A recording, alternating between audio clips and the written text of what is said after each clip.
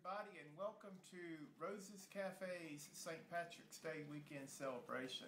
Today is Saturday, March 17th. It's St. Patrick's Day, and more significantly than that, tomorrow is Sunday, March 18th, my birthday. As an Irish American, of course, I always observe St. Patrick's Day, and since my earliest memories, my birthday and St. Patrick's Day celebrations have been intertwined. So what am I going to do today to celebrate my birthday and St. Patrick's Day? I'm going to do what everybody says typical Irish people do. I'm going to eat lots of food and drink beer. So what am I going to drink? The beer I've chosen is this Guinness Stout. It's brewed in Dublin, Ireland, and has been since about 1759. It's a stout, full-bodied beer. It is rooted in the porter tradition of beers brewed in London in the 18th century, and they're still popular today. And this is one of my personal favorite beers. So we're going to have that this weekend, and we're going to have for our food corned beef and cabbage. Corned beef is associated with Irish cuisine throughout the world. Interestingly, and if you read my blog post, there's details there, but interestingly, it was the Irish Americans who popularized corned beef and made it Irish cuisine, while the Irish produced most of the corned beef in the world for a long period of time. Most of the Irish natives at the time didn't eat much corned beef because in their own country they couldn't afford it. Once some Irish immigrated to America, they got to be a little more prosperous. Corned beef was cheaper here. They started using it. They substituted corned beef for other kinds of meats in traditional Irish dishes that involve cabbage and root vegetables. So you come up with corned beef and cabbage. However it got here, today it's associated with Irish cuisine, and it's really good.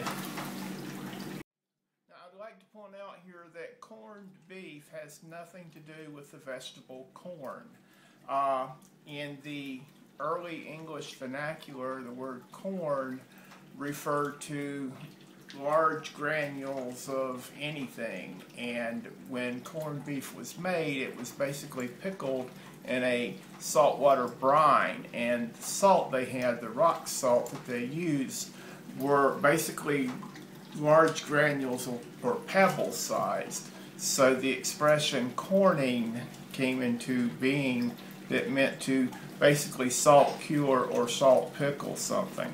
So corned beef is basically cuts of beef. In modern times it's usually a brisket that has been pickled in a saltwater brine with various pickling spices added for flavor. The type of corned beef we're going to be dealing with today is a close cousin to, but not the same as, canned corned beef that you find in the grocery store shelves. Canned corned beef is beef that has been chopped up, boiled, and then mixed with sodium nitrate and some other kinds of salts to help preserve it and flavor it, and then it's canned. While it's great, I like it, and I use it for lots of things, and it tastes very similar in a lot of ways to the corned beef that we're dealing with today. It's not the same thing. It's largely produced in South America, New Zealand, and Australia.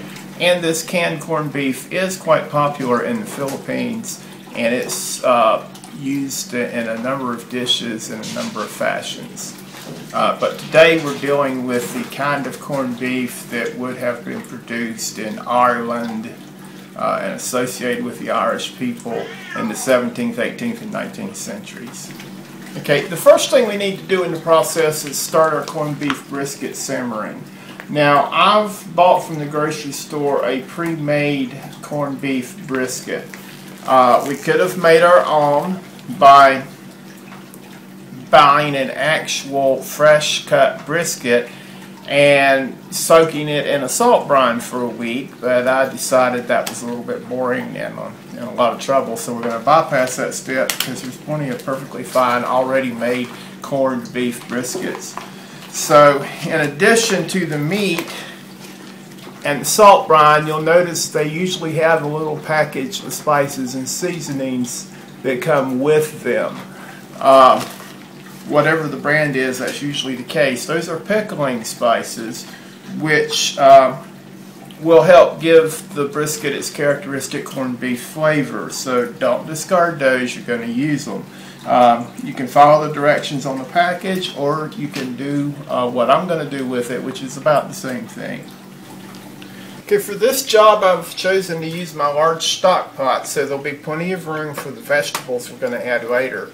I've added the brisket to the pot along with, I've opened the package of pickling spices and added it to the water, and I've added water to cover the brisket. Now I'm going to bring this to a boil and then let it simmer for a good while, about 50 minutes per pound more or less. So that's going to have this particular 3-pound brisket simmering for about 2.5 to 2 3/4 hours. And at that point we can move on with the next step. And that next step will be to add the vegetables to the mix. So I've prepared the vegetables and I have them waiting. There are the carrots. I peeled them and cut them into large chunks. Likewise with the potatoes. If they're very small potatoes and carrots, they can go in whole, or you might want to cut them in large chunks that you can deal with. Now the potatoes and carrots will go in after the meat is essentially done, and they will cook until they are almost tender, and then we'll add the cabbage. And I've prepared the cabbage by cutting it in large wedges. It won't take it very long to cook, so we want to add it only when the vegetables are almost done so that everything gets done together. Why am I using purple cabbage? I'm using purple cabbage because my daughter Erin had to do a science experiment involving purple cabbage last week, and she bought a whole head of it and left almost all of it. The purple cabbage will taste about the same as the ordinary cabbage, and it will perhaps look a little different, a little unique. So rather than waste a whole head of cabbage, I'm going to use it. Our corned beef has been simmering now for a little over 2.5 hours, so it's time for the next step. We're going to add our potatoes and carrots.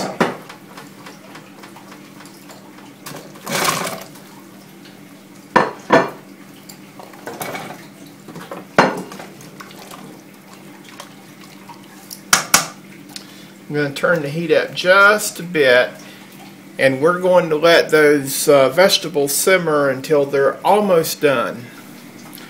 The meat, potatoes, and carrots have been simmering together for close to an hour now, and the vegetables are just about done. So at this point, we're going to add the cabbage. It's not going to take the cabbage very long to cook. It's going to wilt down pretty much. The thing is, we don't want to overcook the cabbage. The cabbage has been simmering for about 20 minutes, so I think everything is just about done. After the meat cools down a bit so you can handle it, you want to slice it across the grain and arrange it in a serving dish. Then arrange some of the vegetables around the meat in the dish. And the remaining vegetables and some of the liquid you're going to want to put in another serving dish.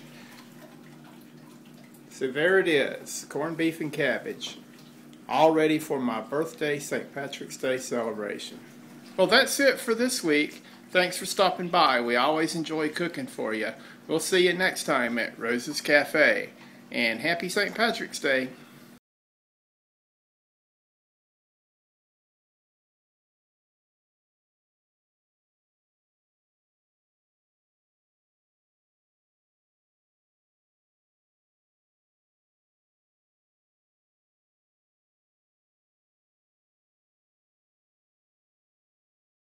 Whatever.